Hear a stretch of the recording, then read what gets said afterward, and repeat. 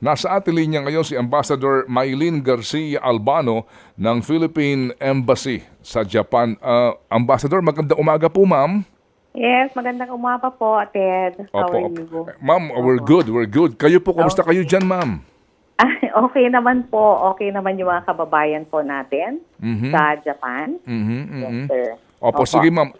Ang ating pong embahada, kasama ko ma'am si Maricel Halili po sa ating programa po sa Radyo Ay, 5 Good morning at sa po. Hello, 1PH. Maricel. Good Opo. morning. Opo. Ma'am, can you just tell us about this? Kayo po ay nakabase sa Tokyo. Opo. Opo. Yes. Sige ma'am. So far ho ma'am, saan ho ba ang concentration ng mga Pilipino dyan? At dito po sa sinasabing epicenter na Toyama, gaano po karaming Pilipino so far ho ang nakaramdam nito? At meron bang report ng Filipino ho na posibleng mawalan po ng trabaho o napinsala po? Yes po. Yung sa epicenter po ng earthquake is yung prefecture po ng Ishikawa. Doon po, meron po tayong around 1,000 Filipinos, mga workers po sila. So, wala pa po tayong report as of this morning. In contact naman po yung ating embassy, our consulate general in Nagoya and Osaka with Filipino community leaders.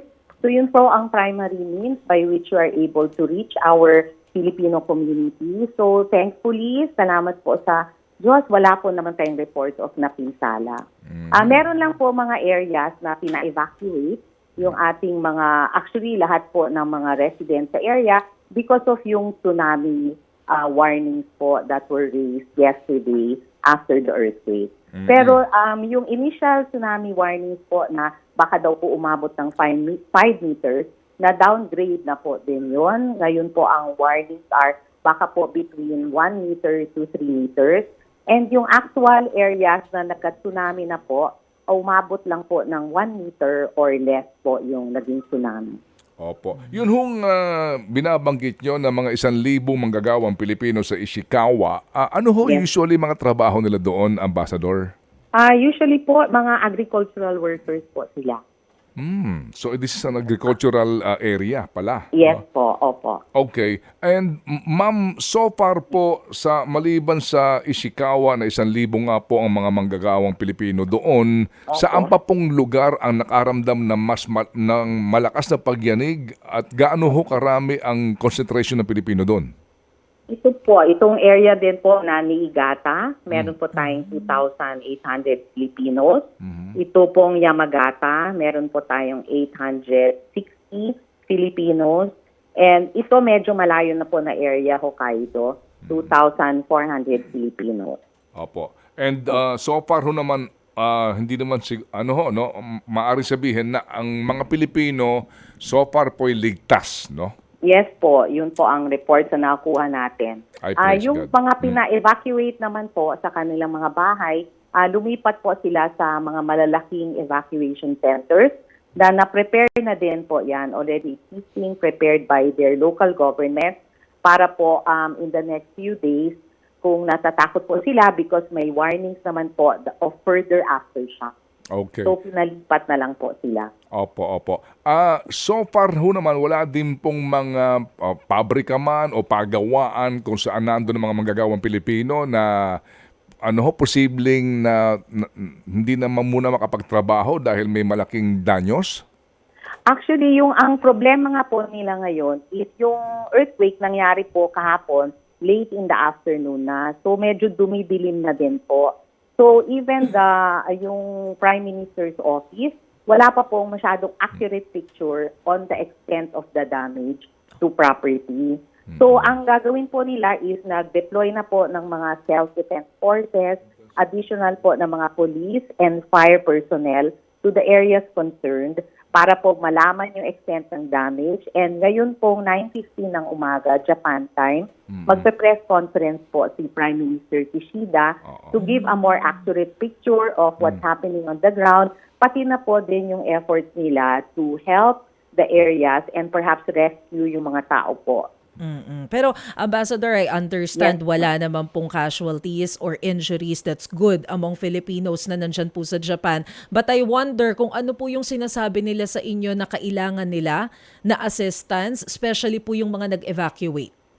O as of now, wala po naman po sinasabi. Ang maganda din po kasi sa sistema sa Japan is handa po sila. So meron silang evacuation centers, nagbibigay na rin po sila ng mga relief goods. So as of now, wala pa pong nakaabot sa amin na talaga namang immediate needs po nila. Opo. And if there's anyone po o mga kamag-anak nila na nandito sa Pilipinas na gustong malaman yung sitwasyon ng mga kamag-anak nila sa Japan, just in case baka nahihirapan sila na makontak, ano po yung dapat nilang gawin? Ang pwede po is to reach us through our website po namin sa Philippine Embassy. So we can have our migrant workers officers try po to contact yung kanilang kamag-anak kung meron man silang mga hiling or mga tanong, so we can also get back to them. So nakapost po sa mga website po natin ang Philippine Embassy Tokyo, Consulate General in Nagoya and Osaka, yung mga hotline po natin and other means by which they can contact us. Opo. So far ho naman, Ambassador, wala hong problema sa komunikasyon. Ano po? Wala naman po. They are able to reach us, to inform us. Meron po, we are informed that in some areas, wala pong komunikasyon. Pero somehow, nakaka-communicate po yung ating mga OFW sa atin, including those in the evacuation center. Okay. So, ma'am, more or less, meron na ba kayong ideya gaano karaming Pilipino ang nasa evacuation center? Wala pong accurate Opo. picture as of now. Okay. We will hope to update those figures within the day po. Opo, yes ma'am. Ma'am, ilan ho ang recorded na mga Pilipino talaga diyan sa Japan so far? Sa inyo pong pagtala. Mga 297,000 po ang Filipinos natin sa Japan. And mostly, ano ho ang kanilang kategorya ng mga trabaho nito? Mostly po, residents na po yung karamihan. Yung mga asawa at mga anak ng mga Hapon. Meron po tayong 50,000 recorded OFWs po. Yun. So, 50,000 ang mga manggagawang Pilipino. Ma'am, kayo po, nasan kayo kahapon nung lumindol? Gaano ho kalakas ang inyong pakiramdam sa Tokyo? Actually, I was in Manila. I'm in Manila po ngayon. Oo. Ayos. Yes. Nag-break ho kayo? Opo, I was on Christmas break. Pero meron din naman pong earthquake na naramdaman po sa Tokyo. Pero nothing as bad as yung nangyari po na 7.6. Kasi medyo malayo na po. Opo. Kailan po ang inyong lipad sa papunta ng Tokyo, ma'am? January 6 po. Okay, but I'm sure you're in touch with your staff Yes, there. No? I am. Opo. Opo. Since kahapon pa po, since it happened. Yes, ma'am. Sige po. Oo. Okay. Sige. So, ma'am, kami po aantabay sa anumang pong balita na maaaring nyo makala para po sa kaalaman po ng ating mga kababayan sa Pilipinas. Yes, po na may kamag-anak Opo. doon. Yes, please. Feel free to get in touch with us. Opo, ma'am.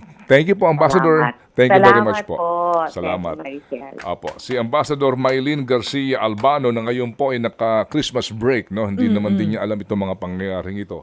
Ted Filon at DJ Chacha. Ngayon, nasa Radyo 5, 92.3 News FM.